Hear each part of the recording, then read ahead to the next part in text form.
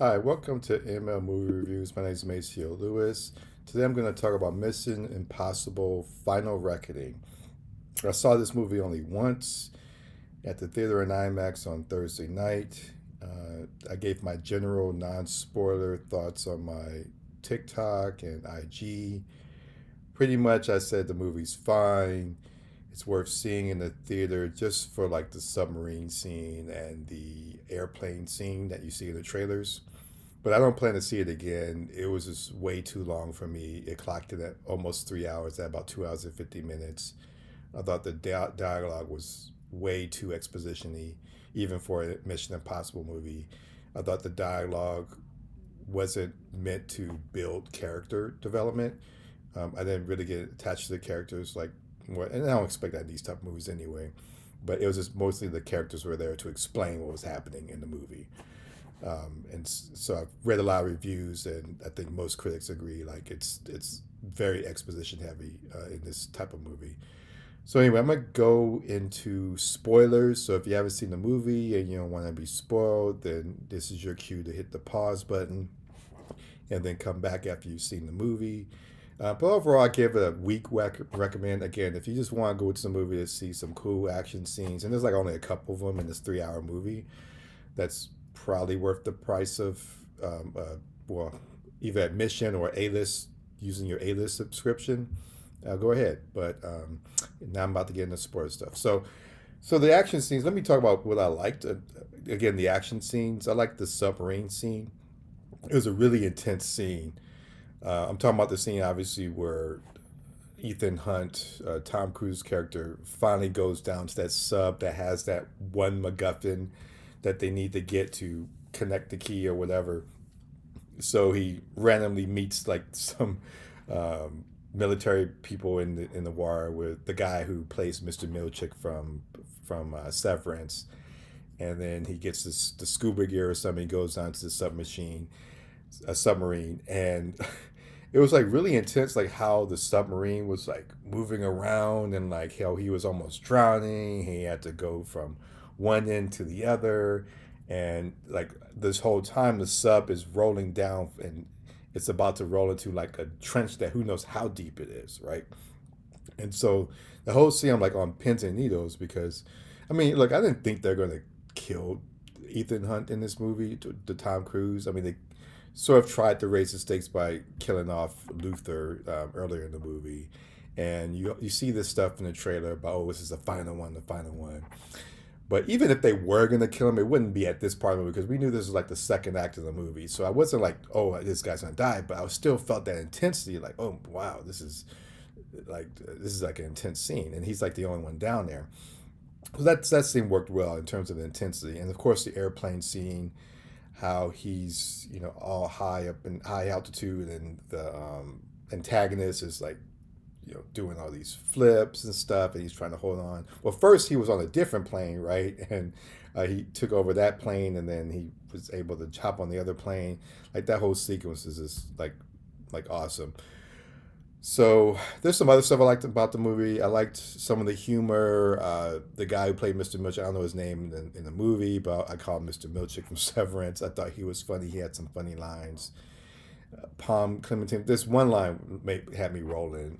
So it was a scene in like the third act where I think it's Benchy, Simon Pegg's character. He's basically dying, and he has like a collapsed lung or something, and he basically there's only Haley Atwell's character and Palm Clementine with him, and so he's like, "Hey, I need a doctor. I need a doctor." And he turns to Palm Clementine's character for help, and then she's like, "I kill people." I thought that line was so funny because, like, number one, her delivery of the line was funny, and number two, it's like true, like she does kill people. And number three, it's like the opposite of the Hippocratic Oath because the doctor takes the Hippocratic Oath like to basically not kill people but to save lives. And here she actually kills people, so she's it's true, and like it's like so funny, like the way that line worked for me.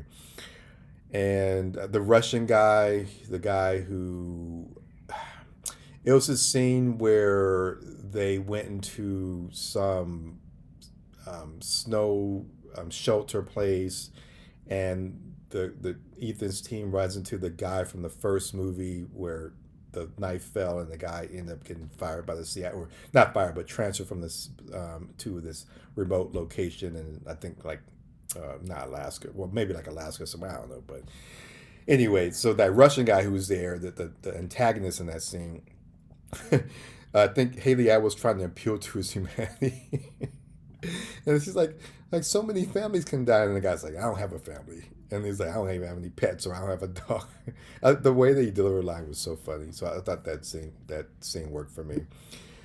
And I like the callback guy from the first Mission Impossible movie. I liked him and his wife. There were like some crowd pleasing moments. The villain's death. Oh, the crowd clapped at that. Remember that? So he's climbing on the plane, and at some point, the villain falls out of the plane, but he's holding on. And then he says, "Hey, I have the only parachute," and so he lets go. But then the back of the plane uh, hits him in his midsection, and his head gets bisected, and he obviously falls to his death because he's either dead or at least unconscious, and he can't like open the parachute after that moment. So I thought that was a satisfying death.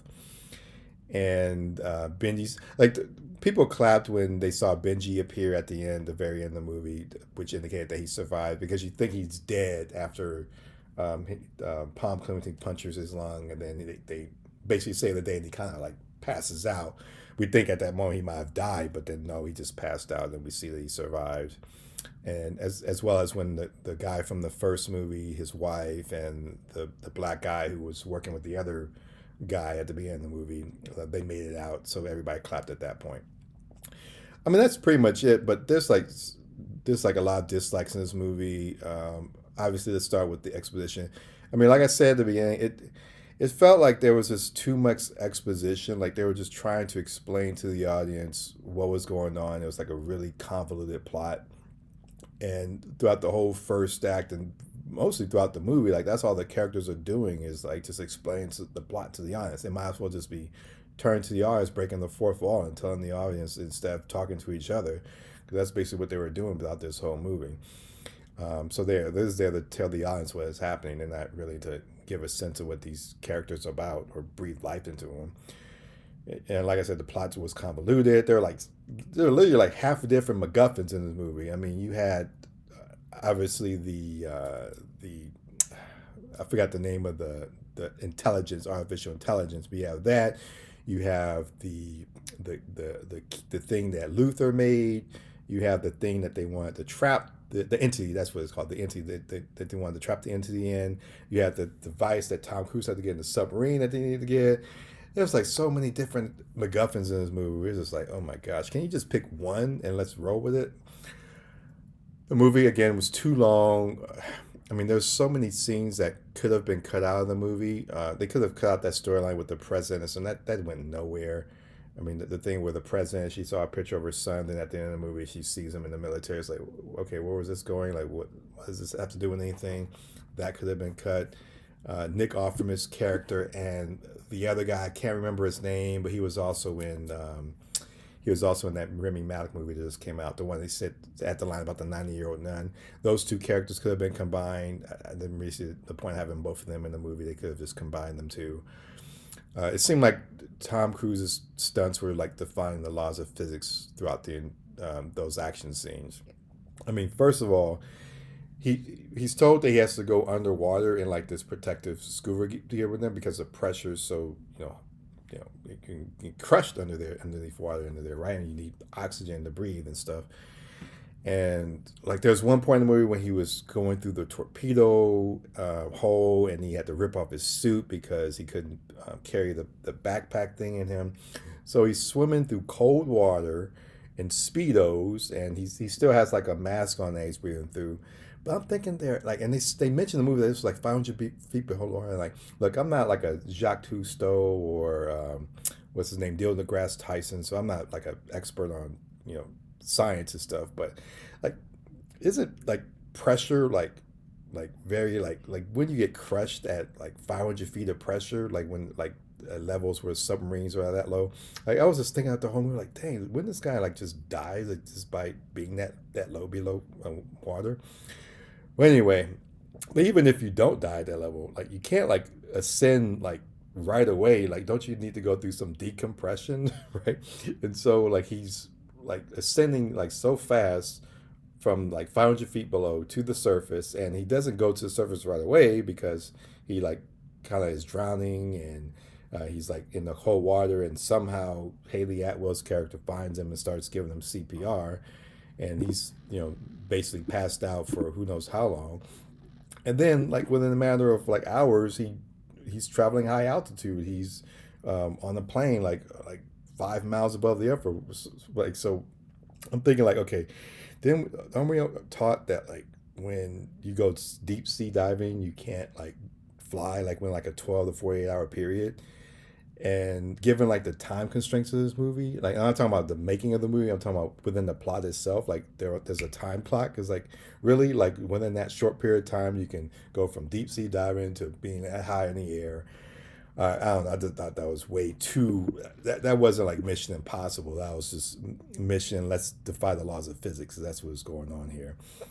Now, look, is this the final movie?